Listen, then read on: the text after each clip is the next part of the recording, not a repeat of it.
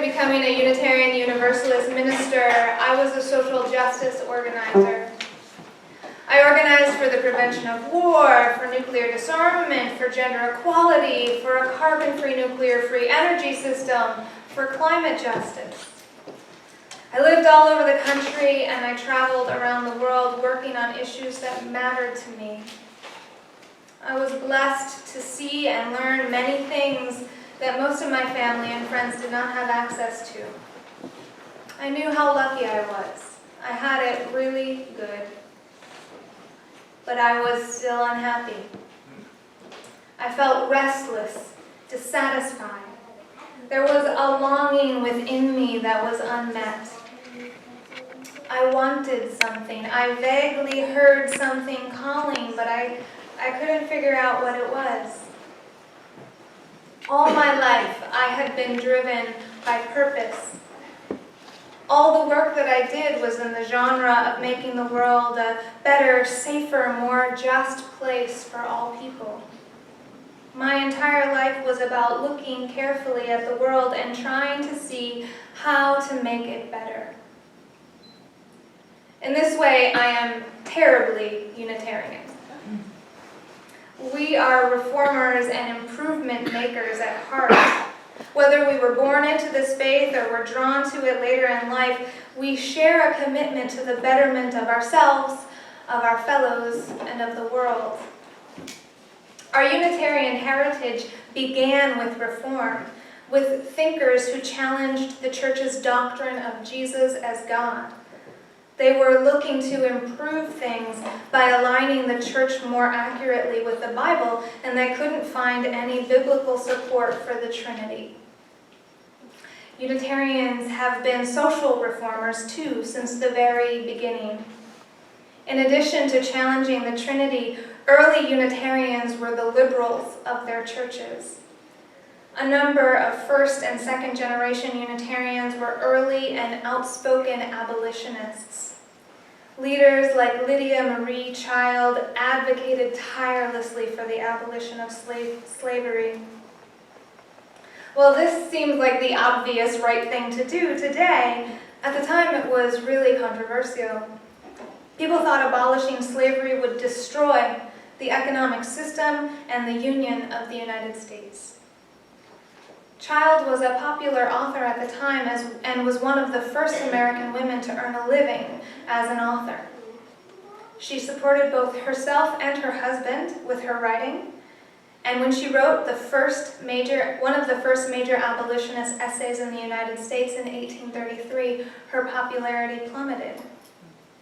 The essay called for the full inclusion of African Americans in all aspects of American society. It supported interracial marriage in 1833 and was one of the most radical calls for abolition. Despite the controversy and its financial consequences, Child continued to advocate for abolition, and after the Civil War and slavery ended, she worked to publish writings and stories by African American authors.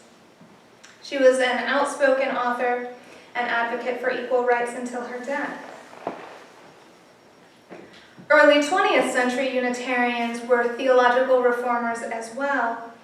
They too were driven by a desire to improve things, to make it better. In this time, the reform instinct manifested itself through aligning our theology with science and with reason. Humanism was born through this theological reform. One Unitarian Universalist historian has called our Unitarian theological heritage continuous reform. We're always looking for the living truth. We're constantly looking to align our beliefs with what is most true and most alive in our time, right now. Because human society learns and it grows, this changes. By not being attached to doctrine, we as Unitarian Universalists can grow and change with the newest discoveries in the unfolding human understanding of the universe and how it works. So like many Unitarians, Like our long theological and social justice heritage, I am driven by the need to make it better. Reform calls us as Unitarians, the desire for justice calls us the need to do it right, to make it better. But that's not the only thing that's calling. There's something else too. Being fully present, here and now, and connecting deeply with the aliveness in the world and in ourselves. For me, this was the piece that was missing in my social justice work, in my work to improve things, to constantly make it better. The deep love I felt for life, for the present, for humanity, for the world. The why, which is behind my work for justice. That why was not part of my daily work for justice. It was missing. I was unhappy. I felt not quite right and was frustrated, overwhelmed, and burnt out. I was also confused because I felt so close to my purpose. It was right there, just beyond my reach. It was like a voice murmuring just below audible level that you can almost catch, but not quite. I started new dream job after dream job just to be disillusioned and miserable within a year. I kept thinking, oh, maybe this is it. This is the right thing. And then, not quite. I was trying to think my way into the right answer. Again, terribly Unitarian thing to do. Rather than listening. My mind was so busy with analysis and busyness that there was no way for me to hear the still small voice talking. I was hyper-focused on the what and the how. What am I supposed to do? How do I figure it out? And how do I do it? Whatever it is. I should have been focused on the why. Why is the question that leads you back down the path to purpose. When we reconnect with our purpose, our reason for doing the things that we do, we reconnect with the energy source that we have for those things. Why do we work for change? Why do we care about reproductive justice or prison reform or systemic racism? We have to be in touch with that thing, with that why, regularly in order to stay fired up, alive, passionate. Working for change in the world is hard. It takes a lot of energy. So does any work in which your heart is involved.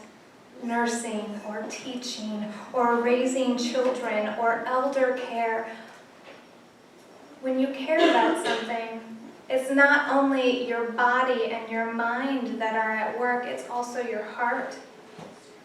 And that takes an additional level of energy. In order to sustain it, you need to return to why you care about that thing again and again and again. Why are you putting forth all that extra effort? Why are you in it? Why are you working those long hours, volunteering, or up all night with your child? An intellectual response to that question isn't going to do it. You could answer it right now in your mind, but it's not just an answer, it's a feeling. You have to be able to return to the source of that feeling to keep your juice going. But that's not always particularly easy. There are often obstacles in our path, overgrown brush that we need to clear, or maybe even giant boulders that have appeared. Sometimes this debris is of our own making, the brush of a burdened mind, or boulders of negative patterns that we can't quite break. Other times it's the chaos of the world that has been left in our path that we have to clear or scale or circumvent. Novelist Karen Bender calls one of these obstacles the great roaring of our own minds. She writes, "It was the great curse on all of us, the fact that we did not know each other's thoughts. It was the way everyone knew nothing about anyone else, but it also enabled love.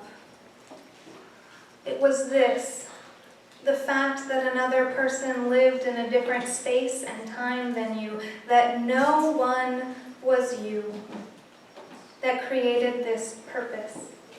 It made it possible to love someone else. You were not your father.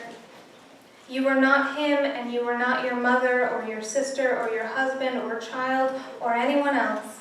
And it was that great loneliness that divided everyone, but it was also the great purpose.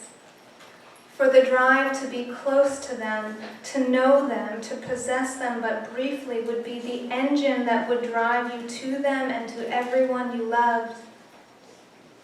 There were so many small, mysterious ways to try to break through yourself, to try to know and love another human being. It was perhaps why everyone gathered at the temple or a church or any place that tried to be holy. Perhaps they were all simply praying to know another person, to take a step from the empty room that contained their own roaring mind, to step out of their own room for the rare privilege of meeting someone else. To truly know another human being, to love deeply. Some say this is our purpose. To first learn to truly love and then to broaden our circles of love ever more widely, including more and more persons and beings. Beyond renewing your energy for specific things that you do, specific things that you love and want to get done, getting deep into your broader sense of purpose, getting deep into love can renew your life. There is something that you love. Something that burns in you, that drives you and calls you.